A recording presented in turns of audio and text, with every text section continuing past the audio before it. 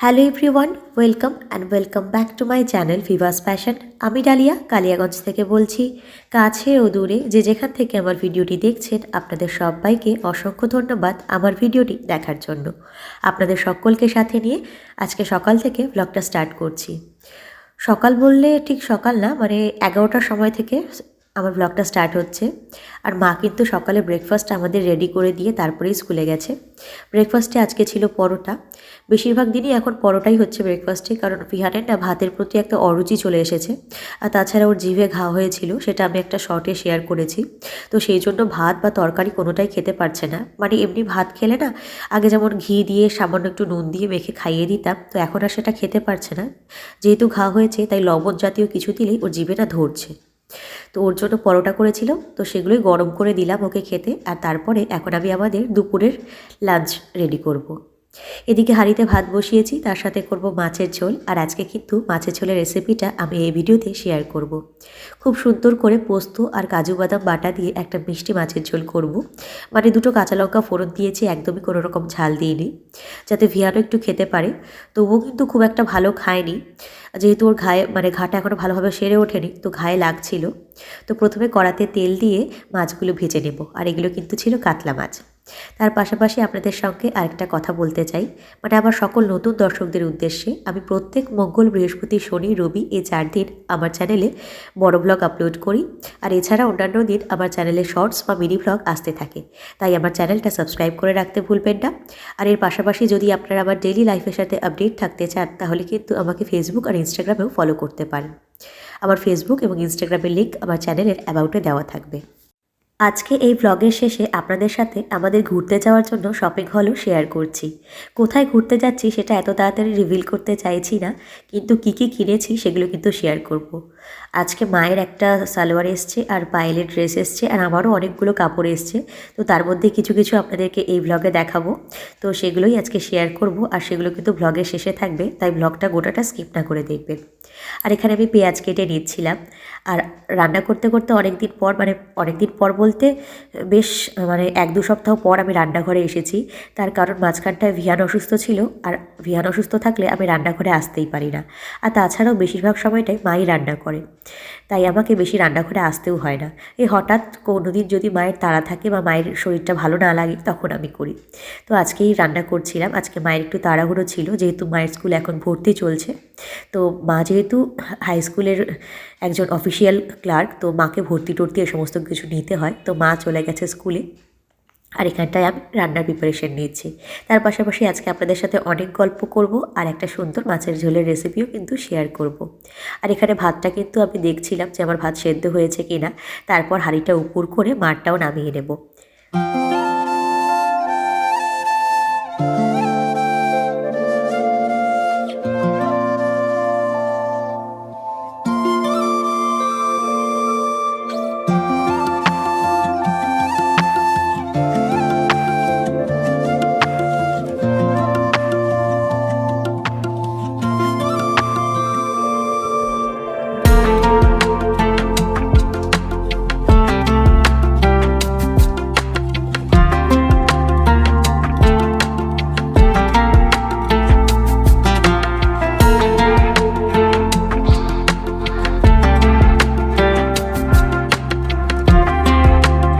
এবছর শীতের দাপট কিন্তু বেশ ভালোই থাকবে, খবরে তাই দেখছিলাম। আপনাদের ওদিকে কেমন শীত পড়েছে সেটা কিন্তু কমেন্টে লিখে জানাতে ভুলবেন না।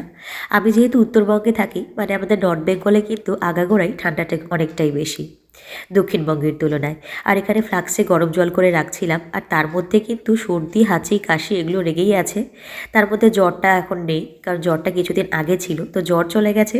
সেই দিক দিয়ে এক ধরনের রক্ষে, কারণ জ্বর হলে না একদমই বিছানা থেকে মাথা তুলতে ইচ্ছে করে না। যদিও সর্দি, হাঁচি, কাশি নিয়েও কিন্তু একটু একটু করে কাজ করা যায়। আর এখানে গরম জল ফ্লাক্সে ভরে রেখে দিচ্ছি, কারণ আমাদের এখন প্রায় সময় গরম জল লাগে। তো চলুন এবার মাছের ঝোলের রেসিপিটা আপনাদের সকলের সাথে শেয়ার করি। আশা করি আপনাদের রেসিপিটা খুব ভালো লাগবে। এটা একটা ঘরোয়া রেসিপি। সর্ষের তেলের মধ্যে আমি কাঁচা লঙ্কা চিড়ে দিয়েছি, তার মধ্যে পেঁয়াজ কুচি আর রসুন কুচি একসাথে দিয়ে দেব। এখানে আমি পেঁয়াজটাও বাটিনি, রসুনটাও বাটিনি, দুটোই কুচি করে দিয়েছি। পেঁয়াজ রসুনটা যখন ভালো করে একটু ভাজা ভাজা হয়ে যাবে, মানে একটু নরম হয়ে আসবে, টোটালটাই ভাজতে গেলে না মানে বেশি আর কি ভাজা হয়ে গেলে পরে যখন অন্যান্য মশলাগুলো দেব তখন পেঁয়াজটা পুড়ে যেতে পারে, তাই হালকা নরম হতেই তার মধ্যে দিয়ে দেব আদা, জিরে আর ধনেপাতা বাটা, আর তার সাথে দেব হচ্ছে টমেটো বাটা। ধনে পাতা না, সরি, গোটা ধনে বাটা দিয়েছি। তো এটাকে দিয়ে ভালো করে এটাকে নেড়ে চেড়ে একটু কিছুক্ষণ কষাতে হবে। তবে হ্যাঁ, প্রথমে কিন্তু এটা আমরা জল ছাড়াই কষাবো, কারণ এমনিতেই আমি তেল দিয়েছিলাম একটু বেশি করে, যাতে খেতে একটু বেশ ভালো হয় আর কষানোটা অনেকটাই মানে ভালোভাবে যায়। এখন কিন্তু কোনো রকম জল দেওয়ার প্রয়োজন নেই, হালকা হাতে ঢাকা দিয়ে দিয়ে কষাতে হবে। আর যখন মশলাটা কষে যাবে তখন কিন্তু এখানটায় জল দিয়ে দিতে হবে। জল দিয়ে এটাকে একটু ফুটতে দিতে হবে। তো ভালো করে ঘেঁটে নিয়ে এটাকে একটু ফুটতে দেবো। আর এই রান্নাটা আমি সম্পূর্ণ শিখেছি আমার মায়ের কাছ থেকে। মা মাঝে মধ্যেই আমাকে এরকম করে খাওয়াতো, কখনো ঝাল দিয়ে বা কখনো এরকম মিষ্টি করে।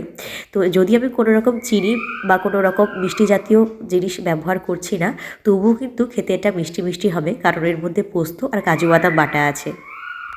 জলটা যখন ভালো করে একটু ফুটে যাবে তখন কিন্তু পোস্ত আর কাজু বাদাম বাটাটা দিয়ে দিতে হবে। আর আমি যখন ভয়েস দিচ্ছিলাম তখন একটা আওয়াজ আসছিল, সেটা হচ্ছে বাঁশির আওয়াজ। মানে আমি যেহেতু রাত্রেবেলা ভয়েস ওভার করি, আর সেই সময়টায় আমাদের পাড়ায় কিন্তু পৌরসভা থেকে পাহারা দিতে আসে, মানে এটা আমাদের এখানে নিয়ম আছে আর কি। তো প্রতি মাসে আমাদের সকলকে বাড়ি পিছু 100 টাকা করে দিতে হয়, আর উনি কিন্তু নাইট গার্ড হিসাবে আমাদের গোটা পাড়াটাকে পাহারা দেন। তো ওনারই বাঁশির আওয়াজ আসছিল। তো আজকে হয়তো একটু মানে আমি দেরি করে ফেলেছি, আর উনি ঠিক এই 1টা-2টোর টাইমে আসেন। তো ভয়েস ওভার দিতে দিতে ওই আওয়াজটা এসছে, তাই প্লিজ একটু ইগনোর করবেন। আর এখানে দেখুন মাছের ঝোলে পরে মাছগুলো দিয়ে টকবগিয়ে যখন ঝোলটা ফুটে উঠবে তারপরে নামিয়ে নিলেই তৈরি হয়ে যাবে সুন্দর একটা মাছের ঝোল। এটা কিন্তু খেতে খুবই ভালো হয়, আর বাড়িতে অবশ্যই একবার আপনারা ট্রাই করে দেখবেন, খুব ভালো লাগবে। তো আজকে একটা পার্সেল এলো মিশো থেকে, এই প্যাকেটে ছিল প্রোডাক্টটা, তো সেটা আমি খুলে দিয়েছি আর মা পরে নিয়েছে, সেটা ছিল মায়ের জন্য।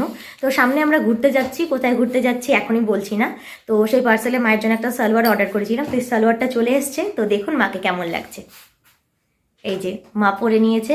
মা ফার্স্ট টাইম এরকম একটা ব্রাইট কালারের সালোয়ার পরলো, তাছাড়া মা পরতেই চায় না, জোর করে মাকে এটা আমি পরিয়েছি।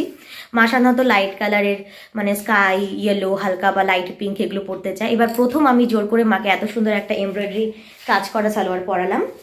দেখুন সালোয়ারটা কত সুন্দর, আর মায়ের কিন্তু খুব ভালোভাবে ফিটে এসে গেছে। আর মা কিন্তু এটার ভেতরে একটা সোয়েটার পরেছে, মানে মা ঘরে যে নাইটি পরেছিল ওই নাইটি পরেই আছে, আর তার উপর একটা সোয়েটার ছিল, তার উপরে সালোয়ারটা পরেছে। আর এমব্রয়ডারির কাজটা কত সুন্দর। এটার সাথে এসেছে একটা প্যান্ট ওই একই সেম কালারের, আর এসেছে একটা পিঙ্ক কালারের দুপাট্টা। তো টোটাল সেটটা খুব সুন্দর। আর আমরা কিন্তু টুকটুক করে আমাদের ঘুরতে যাওয়ার জন্য শপিং করা শুরু করে দিয়েছি। আর আজকে পায়েলেরও একটা ড্রেস এসছে, সেই ড্রেসটা শেয়ার করি। তো ঘুরতে আমরা সবাই মিলে যাচ্ছি, মা, পায়েল, আমি, ভিয়ান, আমার হাজব্যান্ড কিছুদিন পরেই চলে আসবে। তো তখনই দেখতে পাবেন সব কিছু। আর এবার কিন্তু আমি আগে থেকে জানাবো না যে আমরা কোথায় যাচ্ছি, ওখানে গিয়ে পৌঁছবো, তারপরে দেখতে পাবেন। তো টুকটুক করে সব ব্লগগুলো দেখতে থাকুন। এবার পায়েলের ড্রেসটা আপনাদের সকলকে দেখাবো, পায়েলের পরা হয়ে যাক তারপরে শেয়ার করছি। তো এটা হচ্ছে পায়েলের জামা। তো পায়েলের ড্রেসটাও চলে এসছে। কেমন লাগলো তোকে জামাটা পরে? পছন্দ হয়েছে? তো ড্রেসটা এটাও আমি দিয়েছি ওকে। তো এটা হচ্ছে ওখানে বিচে পরবে, আর তাছাড়া ওর আরেকটা ওয়ান পিস রয়েছে পিঙ্ক কালারের, সেটাও ও পরবে। তো আমাদের ট্রিপটা বুঝেই তো গেছেন, বিচে যাচ্ছি যেহেতু বললাম, কিন্তু কোথাকার বিচ কী বিচ বলবো না। তো ভিডিওটা এডিট করতে গিয়ে দেখি যে ভিডিওটা আমি শেষ করিনি। তো ভিডিওটা যদি ভালো লেগে থাকে তাহলে অবশ্যই একটা লাইক করে দেবেন, আর আপনাদের ফ্রেন্ডস এবং ফ্যামিলির সাথে শেয়ার করতে পারেন। আর চ্যানেলে নতুন হয়ে থাকলে চ্যানেলটা অবশ্যই সাবস্ক্রাইব করে নেবেন। সামনে অনেক সুন্দর সুন্দর ব্লগ আসছে, ভিয়ানের বার্থডে ব্লগ তো আসবেই, তার পাশাপাশি আমাদের ঘুরতে যাওয়ারও কিন্তু এক্সাইটিং ব্লগস আসছে। তো দেখার জন্য অগ্রিম চ্যানেলটা সাবস্ক্রাইব করে রাখুন। বাই, দেখা হচ্ছে পরের কোনো ব্লগে।